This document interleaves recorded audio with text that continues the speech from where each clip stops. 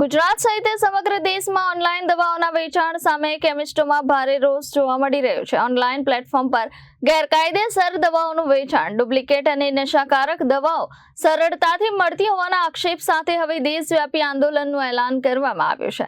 20 મેના રોજ ગુજરાતભરના અંદાજે 35,000 અને દેશભરના 12 લાખથી વધુ મેડિકલ સ્ટોર્સ એક દિવસીય હડતાળ પર રહેશે।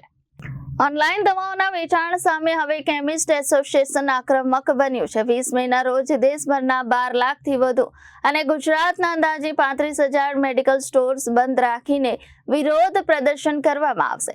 કેમિસ્ટ એસોસિએશનનો આક્ષેપ છે કે અનેક ઓનલાઈન પ્લેટફોર્મ પર ડોક્ટરના યોગ્ય પ્રિસ્ક્રિપ્શન વગર જ દવાઓ વેચાઈ રહી છે, સાથે ડુપ્લિકેટ, હલકી ગુણવત્તાની અને નશાકારક દવાઓ પણ સરળતાથી ઉપલબ્ધ બની રહી છે, જે લોકોના સ્વાસ્થ્ય માટે ગંભીર ખતરો સાબિત થઈ શકે છે। એસોસિએશનનું કહેવું છે કે ઓનલાઈન કંપનીઓ 20 થી 50% સુધીનું ભારે ડિસ્કાઉન્ટ આપી ગ્રાહકોને આકર્ષે છે, જ્યારે દવાઓમાં રિટેલ માર્જિન આશરે 16% જેટલું જ હોય છે। આવી સ્થિતિમાં આ ડિસ્કાઉન્ટ પાછળ કોર્પોરેટ ફંડિંગનો સહારો લેવામાં આવી રહ્યો હોવાનો આરોપ લગાવવામાં આવ્યો છે। કેમિસ્ટોનું માનવું છે કે આ પ્રકારની ડીપ ડિસ્કાઉન્ટ નીતિને કારણે નાના અને પરંપરાગત મેડિકલ સ્ટોર્સનો વ્યવસાય ધીમે ધીમે બરબાદ થઈ રહ્યો છે અને હજારો પરિવારની રોજીરોટી જોખમમાં મુકાઈ રહી છે।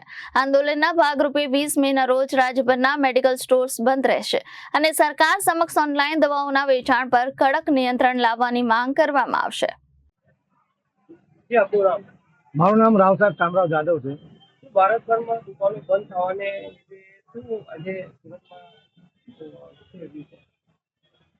આવતીકાલે તારીખ 20/5/2026 ના દિવસે દવાનું દેશવ્યાપી હડતાલ છે અને એ હડતાલમાં અમારા સુરત શહેરના ટોટલી મેડિકલ વાળાઓ એ હડતાલમાં જોડાઈ રહેલા છે।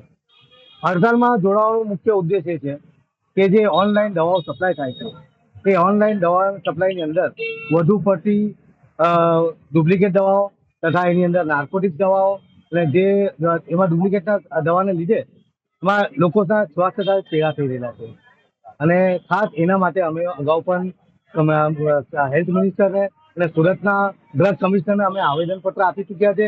એ આવેદનપત્રનો અત્યાર સુધી કોઈ નિકાલ એવો આવ્યો નથી, તો આજે ફરી અમે આવેદનપત્ર આપી ચૂક્યા છે અને અગાઉ પણ જો આ આવેદનનો નિકાલ ના આવે તો અમારી હડતાલ જારી રહેશે।